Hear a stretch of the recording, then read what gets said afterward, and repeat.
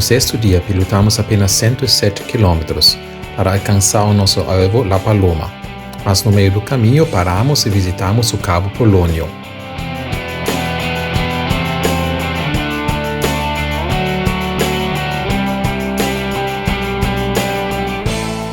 O nosso primeiro dia completo em Uruguai começou com céu nublado, temperaturas em torno de 18 graus, vento moderado e com a constante ameaça de chuva. Mas pegamos apenas umas gotas de chuva durante o almoço em Cabo Polônio e chegamos com aberturas entre as nuvens em La Paloma.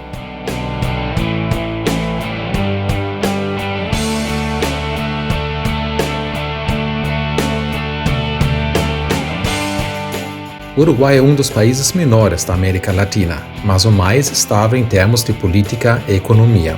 A história humana não começa com os primeiros assentamentos em 1624 pelos espanhóis, mas com os povos indígenas que mais ou menos 7.000 anos antes de Cristo começaram a viver nessa região da América do Sul. Os antigos habitantes indígenas e sua cultura de milênios foram sistematicamente assassinados e extintos, ao ponto que hoje não existe mais nenhuma comunidade indígena em Uruguai.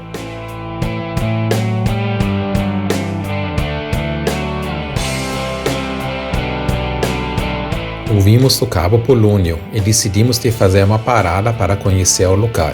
Cabo Polônio é uma península e faz parte de um parque nacional e é somente acessível a pé, carruagens de cavalo ou via caminhões com tração de 4 rodas. Carros e motos particulares precisam ficar fora do parque.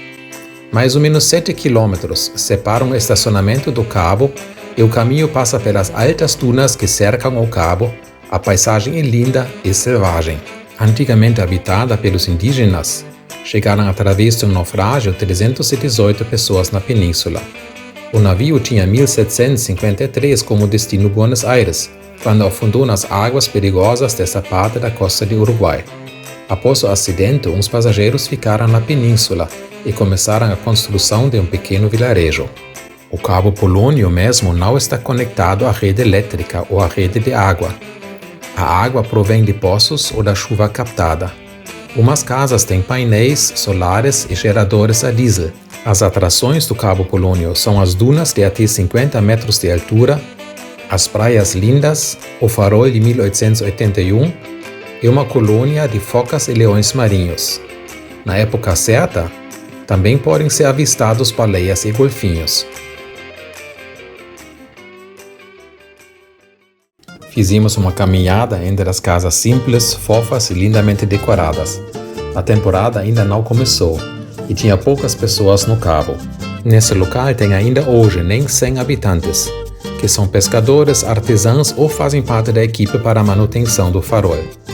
Durante a temporada, abrem os restaurantes e bares para os turistas que aproveitam as praias e o contato com a natureza.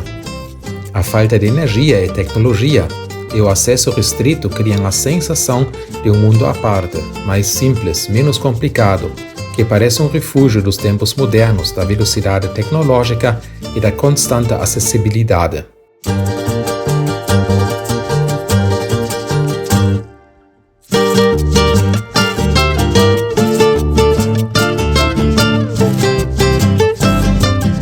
Visitamos a loberia e ficamos encantados com a quantidade de focas e leões marinhos que assim nunca vimos em natura.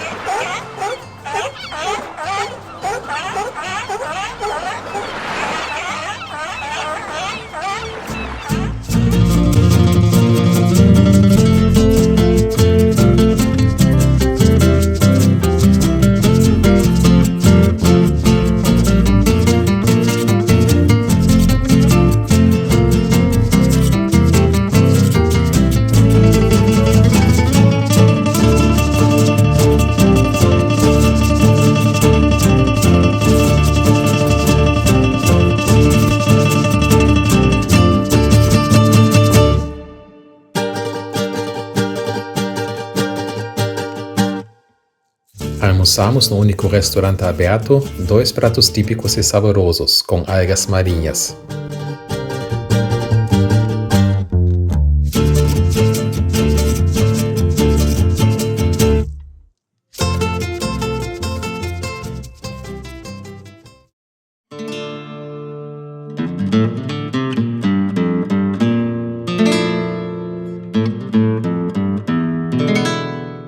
Voltamos após umas horas com o caminhão e nos divertimos com as chocalhadas fortes nas dunas no primeiro andar do caminhão. Quem tem uma coluna sensível, como eu, precisa cuidar muito para acompanhar bem os movimentos.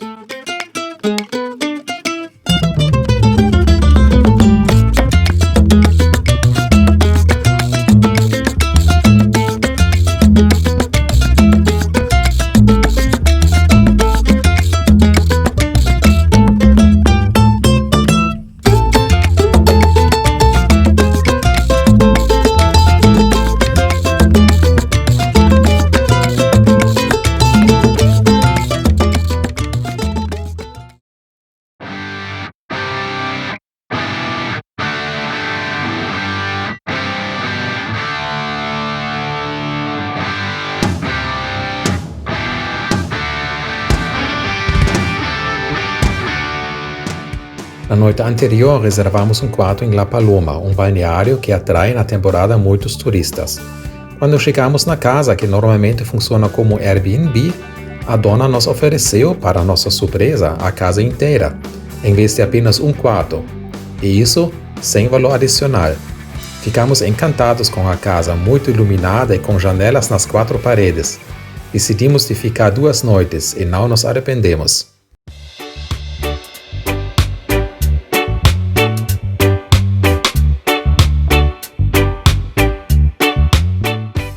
Durante a primeira tarde, fizemos uma caminhada para conhecer o local, a praia e comprar queijos e vinhos para o nosso jantar.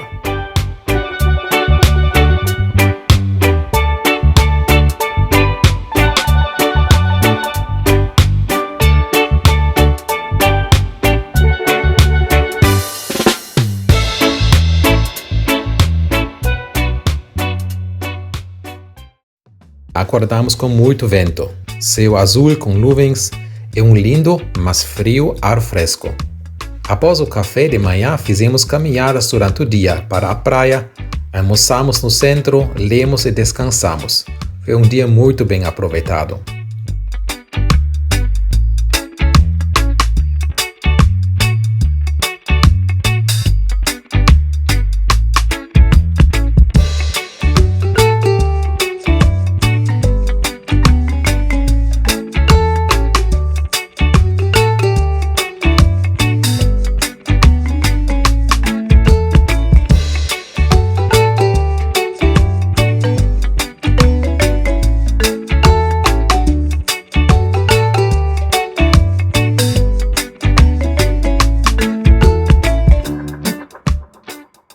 Umas curiosidades sobre esse país. Em toda a América Latina, foi aqui em Uruguai a primeira vez no nível local que uma mulher podia votar. Isso aconteceu em 1927. É o primeiro país do mundo que legalizou por parte o uso e a cultivação de cannabis, em 2013. Até 95% da energia elétrica é hoje gerada através de energias renováveis, como hidroelétricas e aerogeradores. A primeira música, reconhecida como tango, foi composta em Montevideo, em 1886.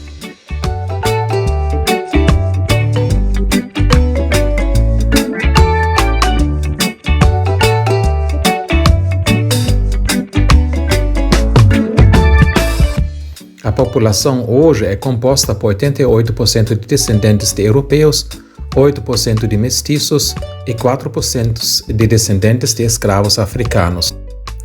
O país tem a sua riqueza na agricultura e pecuária.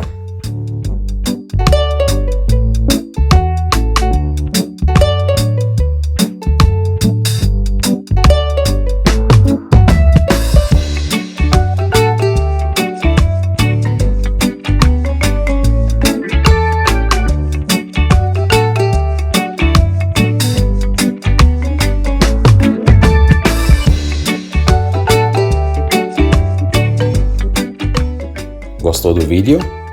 Assine embaixo o meu canal e me dá um grande joinha.